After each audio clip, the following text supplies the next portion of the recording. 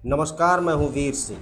पश्चिम बंगाल, जिसे एक जमाने में संस्कृत का किला कहा जाता था, अब एक ओपन एयर थिएटर बन चुका है जहां हर रोज नए शो चलते हैं। कभी हिंसा का लाइव प्रदर्शन, कभी सियासी बयानबाजी की ओवर एक्टिंग और कभी कभी कोर्ट का कैमियो।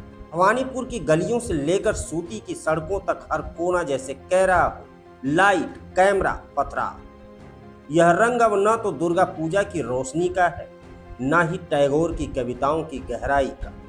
यह है हिंसा का खून रंग, राजनीति का छल रंग और नौटंकी का तमाशा रंग। और इन तीनों रंगों के संगम का नाम है बंगाल। मुर्शिदाबाद में वक्फ संशोधन के विरोध में जो प्रदर्शन शुरू हुआ था, वो पहले तो वैसे लगा जैसे कोई शांतिपूर्ण सत्याग्रह हो, लेकिन फिर कुछ फुल चार्ज युवाओं ने एंट्री मारी और देखते ही देखते प्रदर्शन बॉलीवुड एक्शन फिल्म का आखिरी सीन बन गया।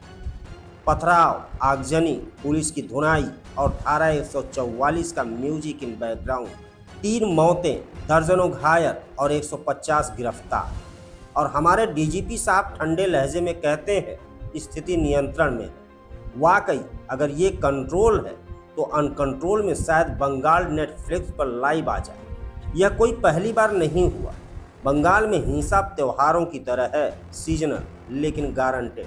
2021 में चुनाव के बाद 17 मौतें, 2023 में पंचायत चुनाव के दौरान 15 और अब नया एपिसोड वक्फ कांड। स्क्रिप्ट वही रहती है, बस इवेंट के नाम बदल जाते हैं। सीएए और एनआरसी, रामनवमी या अब वक्फ। अब आइए इस तमाशे के असली नायक नायिकाओं की बात करें। राजनीतिक दल, ये वो लोग हैं जिनकी एक्टिंग देखकर पृथ्वीराज कपूर भी सैल्यूट ठोक देंगे। टीएमसी कहती है बीजेपी दंगा करवा रही है, बीजेपी चिल्ला रही है ममता बनर्जी हिंदुओं पर हमले करवाने में मस्त है। उधर ममता दीदी खुद को मुस्लिमों की शांति देवी घोषित कर चुकी हैं और बीजेपी वालों की नज़र में वो वोट बैंक देवी। कांग्रेस के ईसा खान चौधरी जैसे कुछ शांतिदूत भी हैं जो बीच बीच में कुछ कह जाते हैं, लेकिन उनकी आवाज़ कुछ वैसी होती है जैसे कोलकाता ट्रैफिक में कोई साइलेंसर खराब स्कूटर फुसफुसा रहा। और हाँ, योगी जी भी लखनऊ से बंगाल के सीन में कूद पड़े हैं। बोले वक्फ के नाम पर हिंसा गलत है। अब बताइए, बंगाल की राजनीति तो वैसे भी जली पड़ी है, उसमें यूपी से घी डालने की क्या ज़रूरत है? या फिर योगी जी को भी बंगाली रसगुल्ला का स्वाद चखना है? जिस तरह हर फिल्म को ओटीटी रिलीज चाहिए, वैसे ही हर दंगे को सोशल मीडिया का प्लेटफॉर्म मिलना चाहिए। और मिल भी गया। एक्स, पूर्व ट्विटर, जिस पर लोग या तो बंगाल को पाकिस्तान बना रहे हैं या ममता को किंग जोन उनकी बहन।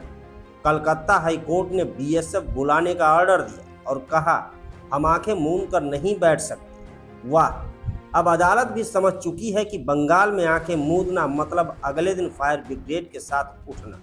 व्यंग, कटाक्ष, ह्यूमर अपनी जगह, लेकिन बंगाल की हिंसा सिर्फ तमाशा नहीं, एक लाइलाज बीमारी बन चुकी है। जब हर मुद्दा एक संभावित दंगा बन जाए तो समझिए सिस्टम में कीड़े नहीं, पूरे दीमक बैठ चुके हैं। सवाल उठता है, क्या बंगाल की जनता सिर्फ इन राजनीतिक स्क्रिप्ट की एक्स्ट्रा बनकर रह गई है?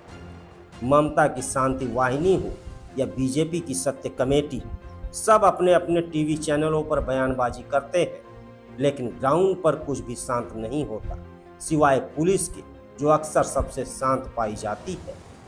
तो दोस्तों, बंगाल का यह सियासी तमाशा अक्सर डिजर्व करता है बेस्ट पॉलिटिकल ड्रामा कैटेगरी, लेकिन अफसोस यह फिल्म नहीं, हकीकत है। और जब रियल लाइफ में ड्रामा होता है तो दर्शक हंसते नहीं, जलते हैं। काश ये स्क्रिप्ट सिर्फ पर्दे तक सीमित होती, लेकिन फिलहाल बंगाल एक ऐसे थिएटर में तब्दील हो चुका है जहां हर दिन शो चलता है, नो इंटरवल, नो सस्पेंस, सिर्फ एक ही अंत, हिंसा। इस वीडियो में इतना ही। दीजिए मुझे इजाज़त। नमस्कार।